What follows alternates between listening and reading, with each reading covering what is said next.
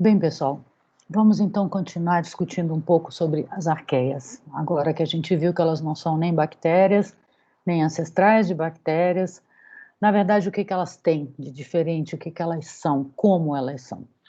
A primeira coisa é que quando a gente olha a morfologia de arqueias, fica muito difícil você dizer isso é uma bactéria, isso é uma arqueia. Isso é uma das semelhanças que elas têm com bactérias, porque, na verdade, são células muitas vezes pequenas, faixa de 1,5 micrômetro, 2, embora tenham arqueias bastante grandes também, mas tamanhos compatíveis com tamanhos bacterianos, mais do que isso.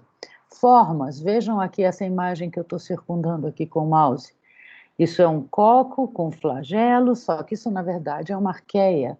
Aqui a gente tem um longo bacilo, aqui nós temos células arredondadas formando um grupo, aqui uma microscopia de novo de um bacilo. Então, via de regra, a forma das arqueias lembra muito a forma de bactérias. No entanto, existem algumas arqueias que têm um formato um pouquinho diferente, como essa daqui, que são células quadradas. Essa célula é do gênero Haloquadratum. Halo de sal, ela vive em ambientes salinos, quadratum, por razões óbvias, pela forma dessa célula. Da mesma forma, existem algumas outras arqueias que têm uma morfologia celular um pouco diferente, ou seja, tendendo a um triângulo, uma forma mais uma hexagonal, formas estranhas com projeções. Então, isso é bastante comum em arqueias também, tá? Então, pela morfologia, você jamais vai poder dizer, olha, eu tenho certeza que isso aqui é uma arqueia. Você pode até falar, olha, talvez isso seja, ok? Mas quanto à morfologia, elas tendem a ser muito parecidas com bactérias. A arqueia mais peculiar que a gente conhece são as arqueias, não é uma só? É um grupo de arqueias quadradas, que eu mostrei no slide anterior, vejam. Aqui algumas outras microscopias, a gente vê as células, as 4 células juntas. Aqui nós temos 2 células, vejam que elas aqui já são bem mais retangulares, e um aspecto que chama muito a atenção é a finura dessa célula. Vejam como essa célula é delgada, essa célula foi cortada na transversal. Então a gente vê a finura dessas células. Essas células são muito comuns, como eu falei, em ambientes salinos. Aqui nós temos uma outra estrutura que nós já discutimos quando nós falamos de citologia de bactérias. Nós temos aqui uma dessas células quadradas, e se vocês perceberem, essas estruturas aqui, que ficam margeando a célula, que ficam nos limites mais externos da célula, são vesículas de gás. Essas células, essas arqueias, vivem em ambientes salinos, aquáticos. Elas têm um pigmento avermelhado que é capaz de captar a energia do sol e converter a energia radiante em energia química. Então, essas estruturas, essas inclusões, são as vesículas de gás que permitem, então, a célula subir e descer na coluna de água para ficar numa altura onde o pigmento seja capaz de pegar de melhor forma o comprimento de onda da radiação solar. Muito bem, então o que que a arqueia vai ter de diferente? Primeiro, várias estruturas ela tem como bactérias, no entanto, essas estruturas são quimicamente, funcionalmente diferentes, ok? E muitos processos de arqueias são também bastante diferentes. Então vejam, arqueias parecem com bactérias porque elas são organismos procarióticos. Elas, da mesma forma que bactérias, a grande maioria das arqueias possui parede celular. Só que a parede celular de arqueias é diferente. A membrana citoplasmática de arqueias é diferente. Os ribossomos de arqueias são 70S, como os ribossomos bacterianos, mas são muito diferentes em termos de composição de RNA, em termos de proteínas. Cromossomos de arqueia têm muitas diferenças. Processos de transcrição, ou seja, a síntese de RNA a partir de uma molécula de DNA, os processos de tradução, que é a síntese de proteínas, geralmente as arqueias têm mais parecido com eucariotos. Então a gente vai começar a discutir a primeira estrutura de arqueias, que é muito diferente de bactéria, a parede celular. Vocês viram agora, na aula de citologia bacteriana, que toda e qualquer bactéria que tiver parede celular tem um composto chamado peptídeo glicano, certo? O que muda é a quantidade, muito em gram positivo, pouco em gram negativo. No entanto, arqueia, nenhuma arqueia que tenha parede tem peptídeo glicano. Então, peptídeo glicano é uma molécula assinatura de bactérias, porque as arqueias que têm parede, porque existem arqueias sem parede celular, mas as arqueias que têm parede celular, nenhuma delas apresenta peptídeo glicano. Vejam nesse esquema, esse esquema é um esquema bastante interessante, porque mostraria aqui a origem da vida, os 3 domínios, o domínio eucária, aqui embaixo, o domínio bactéria, e projetando-se aqui para cima, nós temos o domínio arqueia. Na verdade, aqui, esse é um esquema antigo, isso é da década de talvez início dos anos 2000. O que acontece? Então, aqui mostrava os 2 grandes filos de arqueia, hoje a gente sabe que tem muito mais, mas o que é interessante vocês observarem nesse esquema é o seguinte: aqui nós temos a forma da arqueia, então a morfologia, a gente tem bacilos, esses marrons, esses azuis, a gente tem cocos aqui, vermelho e rosa, tem esse coco verde. Então, a gente mostra a forma, mas cada cor é um tipo de composição diferente de parede celular. E se vocês olharem na legenda, nós então temos uma molécula chamada pseudopeptídeo glicano, mas não é peptídeo glicano, e é raro, se vocês olharem no esquema, vocês vão ver que é muito raro. E, na verdade, a gente vai ter várias composições diferentes que eu vou mostrar com maior detalhe nesse próximo slide. Esse é um esquema de pizza que é mais recente, publicado de 2011, esse artigo, mostrando aqui, gente, nas diferentes cores, os diferentes filos de arqueia, tá? Eu não falei na minha primeira aula sobre os filos de arqueia. Se vocês quiserem, eu vou fazer uma gravação, eu já tenho uma gravação, só discutindo rapidamente essa nomenclatura desses filos. Mas nesse caso aqui, o que é importante vocês perceberem é o seguinte: as cores, então, em azul, eu tenho um filo chamado Euryarchaeota, que é um filo muito diverso em termos de fenótipos. Eu tenho arqueias metanogênicas, eu tenho arqueias halófilas, eu tenho arqueias que vivem em ambientes quentes.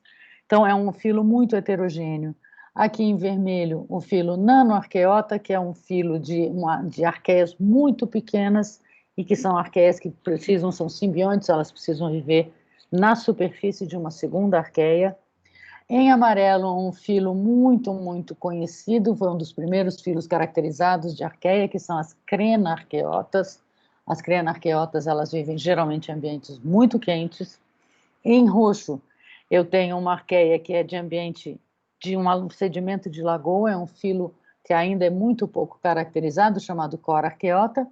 E em verde, um filo de arqueias que aparentemente vivem em ambientes mais amenos, que é chamado de taumarqueota.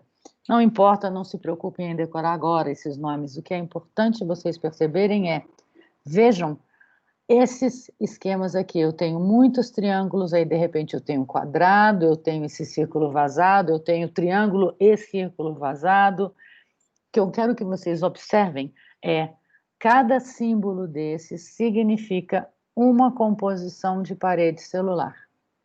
Então, se vocês perceberem, gente, as arqueias, primeiro, se elas têm parede, elas não têm peptídeo glicano.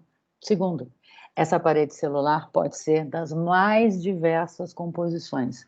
Então, eu posso ter, por exemplo, o triângulo, que pelo visto é o mais comum nessa imagem, não estou querendo dizer de todas as arqueias, mas isso aqui é uma camada de proteínas. Essa camada triângulo, olha, se vocês olharem aqui, é proteína de camada S.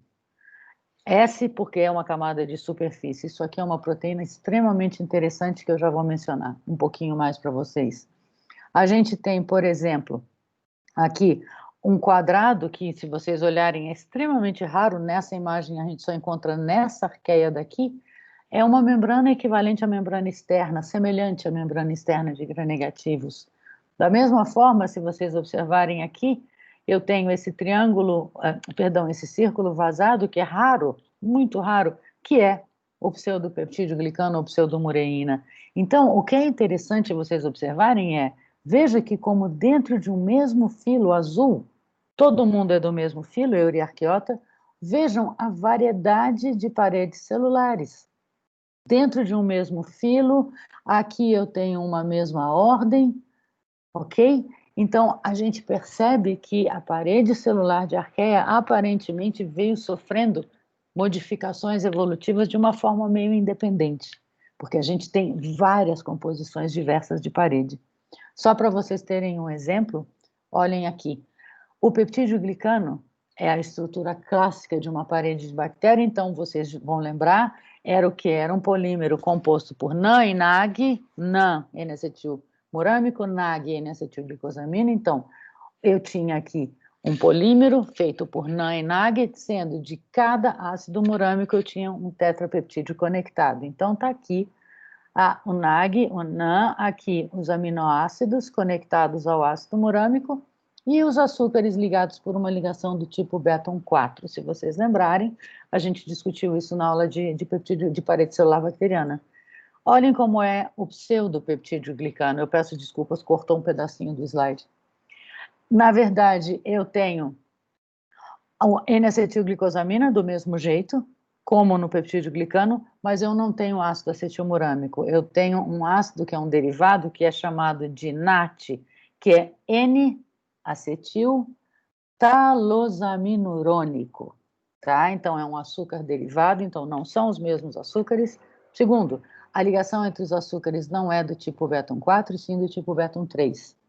Então vejam, existem em algumas arqueias, e eu vou repetir, se vocês olharem nesse esquema, é muito raro. Eu não sei porque muita gente tem essa mania de dizer, não, em arqueia todas elas têm pseudopeptídeo glicano. Não é verdade. É raro, tá? Algumas vão ter esse composto, que ele não é sensível, por exemplo, à ação da lisozima, que é uma enzima que degrada essa ligação entre os dois açúcares. Então, no caso de arqueias, a lisozima não tem ação, ok? O que acontece aqui? Eu tenho um grande esquema de diferentes tipos de parede celular. Eu tenho uma parede celular composta de camada S, tá? Eu posso ter uma camada S com uma outra proteína por cima e assim sucessivamente. Não é para vocês decorarem, é meramente para vocês perceberem a diversidade de paredes celulares que a gente tem. De novo, isso aqui é um esquema de um artigo de 2011, novamente mostrando, olha só, aqui é a parede celular de bactérias, peptídeo glicano em gram-positivas, algumas proteínas aqui gram-negativas, mas olhem a diversidade de estruturas de parede celular que eu posso encontrar em arqueias. Essa camada S é uma camada que eu não comentei com vocês na aula passada, é uma camada feita de proteínas, tá? Ela se chama camada S porque veio do inglês surface layer, camada superficial. Tá aqui, eu tenho duas possibilidades, eu posso ter uma camada S simplesmente somente proteínas que se associam, tá? Essas proteínas têm uma propriedade muito interessante porque elas se auto-organizam. Elas, quando você as coloca em solução, elas se auto-organizam e geram arranjos bastante simétricos. A gente está vendo aqui a superfície de uma camada S. Camada S não é exclusiva de arqueia. Prestem muita atenção, camada S é uma camada que a gente encontra em bactérias também. Só que, aparentemente, em arqueias ela é mais comum. Mas não é uma estrutura exclusiva de arqueias. Eu não comentei lá, quando eu falei de bactérias, porque eu gostaria de comentar aqui. Por quê? Porque é muito comum em uma série de arqueias. E eu posso ter a camada S simplesmente acima de alguma camada, acima diretamente da membrana. Nesse esquema B aqui, vocês estão vendo, olha, isso é a membrana citoplasmática. Eu tenho aqui um composto que, nesse exemplo, é o pseudopeptídeo glicano, e por cima do pseudopeptídeo glicano, uma camada S. Aqui, eu tenho meramente a membrana citoplasmática e a camada S. A camada S é muito interessante pelo fato dela gerar esses arranjos simétricos. Isso aqui tem um grande interesse, porque ela pode se auto-organizar, formando, por exemplo, estruturas como se fossem nanopartículas. E pelo fato delas serem altamente organizadas, você pode, por engenharia genética, você pode, então, acoplar proteínas de interesse, por exemplo, a nanopartículas, ok? Muito bem. A segunda estrutura que a gente vai discutir é a membrana citoplasmática de arqueia, que é também uma estrutura bastante diferente. No caso, a membrana citoplasmática de arqueias é diferente da membrana citoplasmática de bactérias e é diferente da estrutura da membrana citoplasmática de eucariotos. Primeiro, se vocês olham esse esquema aqui, que a gente tem aqui? A gente tem uma bicamada, né, o velho esquema tradicional de uma bicamada lipídica, onde eu tenho a região polar ou hidrofóbica, aqui seria esse retângulo rosa. Aqui, as caudas hidrofóbicas voltadas para dentro, então as regiões apolares. Em azul, eu teria as proteínas, certo? Muito bem, o que a gente percebe aqui é que aqui eu tenho uma bicamada, ela é um pouquinho diferente, se vocês prestarem atenção, porque se a gente olha essa cauda hidrofóbica, a gente vê essas pequenas projeções aqui, que não aparecem quando a gente faz um esquema de uma membrana citoplasmática, seja de bactéria, seja de eucarioto. E existe uma outra diferença que é brutal e que é marcante e que é exclusiva de arqueias. Muitas arqueias têm como membrana citoplasmática não uma bicamada, mas sim uma monocamada. Olhem esse esquema. Isso aqui é uma monocamada. Então, vejam, estruturalmente, arqueias podem ter a sua membrana citoplasmática sob a forma de uma bicamada e, eventualmente, monocamada. E, na verdade, pode haver uma transição em determinados momentos, ela tem uma bicamada, em determinados momentos, ela tem uma monocamada. E a gente ainda percebe outras diferenças, o que são esses anéis aqui. Então, vejam, eu vou encerrar essa aula discutindo a membrana citoplasmática, ok? Enquanto que a membrana citoplasmática de bactérias e eucariotos, ela é composta pelo quê? Ela é composta por ácidos graxos. O que são esses ácidos graxos? São repetições de carbono e hidrogênio. Então, aqui, por exemplo, eu tenho CH2, 13 vezes CH3. Esses ácidos graxos se ligam a uma molécula de glicerol, isso aqui é o glicerol, e não está aparecendo aqui, mas teria o grupamento fosfato, porque são fosfolipídios, então é a cabeça polar de glicerol, o grupo fosfato que não está aparecendo no outro slide vai aparecer, ligado a um ácido graxo com cadeia, por uma ligação do tipo éster, ok? Isso aqui é uma ligação do tipo éster. O que acontece com a membrana citoplasmática de arqueias?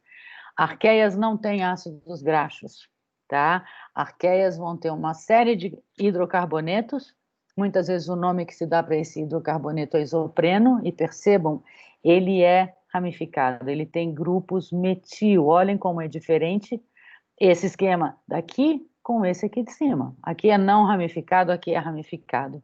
Mais do que isso, eu tenho um glicerol também, só que a ligação do hidrocarboneto ao glicerol é uma ligação do tipo éter, que é uma ligação que confere mais resistência. Então a gente começa a imaginar, fala, bom, então talvez arqueias de ambientes muito quentes, talvez tenham monocamada. Por quê? Porque a membrana não é fluida, mas essa célula de arqueia que vive, por exemplo, a 80, 90 graus, ela tem que manter a sua membrana estável a essa temperatura. Então, o que acontece? Ela vai ter uma membrana onde a porção lipídica se liga ao glicerol por uma ligação mais resistente, ela vai ter uma estrutura que eu já vou mostrar para vocês em monocamada, que isso vai conferir muito mais resistência a ela. Vejam só. Então, aqui está o esquema da ligação éster, ok? A gente aqui tem a ligação éter e isso aqui é a repetição do hidrocarboneto em arqueias, que a gente vai chamar de isopreno. Olhem aqui, eu tenho um esquema mais aproximado para vocês verem. Então, vejam, aqui está o glicerol, as duas, então aqui embaixo, nesse número 5, 6, 7, 8, é o fosfolipídio, seja de bactéria, seja de eucarioto, então eu tenho os ácidos graxos aqui ligados ao glicerol por meio de uma ligação do tipo éster e o grupamento fosfato aqui. O que vai acontecer? Arqueias, ela também tem um glicerol, só que agora é um glicerol L-glicerol, é diferente, e a ligação do isopreno ao glicerol é uma ligação do tipo éter. Então, eu posso ter arqueias com bicamadas ou arqueias com monocamadas. Vejam só esse esquema daqui. Então, aqui está um exemplo clássico de uma bicamada de arqueias, uma membrana na forma de bicamadas e aqui uma monocamada. Qual é a importância dessa monocamada? Na verdade, essa monocamada confere muita resistência, porque é muito mais difícil, imaginem vocês, é muito mais fácil eu separar esses dois folhetos aqui do que eu separar essa estrutura em uma monocamada. E mais do que isso, como é que uma arqueia com monocamadas pode modular a fluidez da sua membrana? É fácil.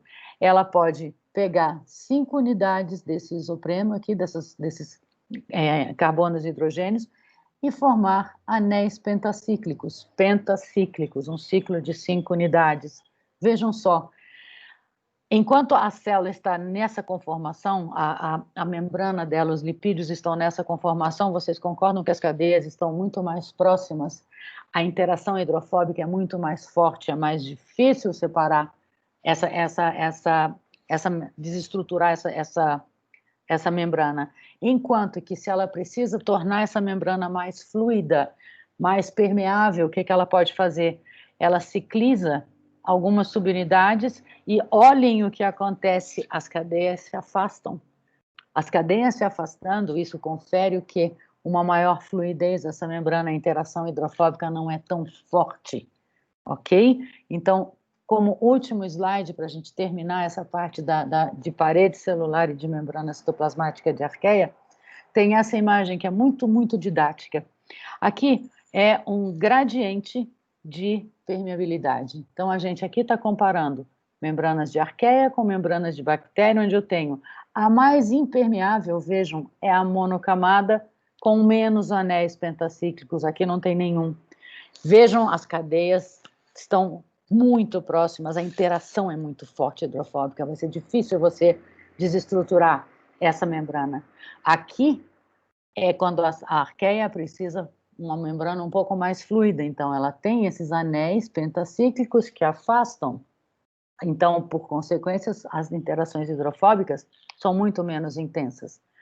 Uma bicamada de isopreno vai ser mais permeável, e aqui no caso só ele comparando a permeabilidade de membranas de bactérias ou de eucariotos com o grau de insaturação e o comprimento da cadeia.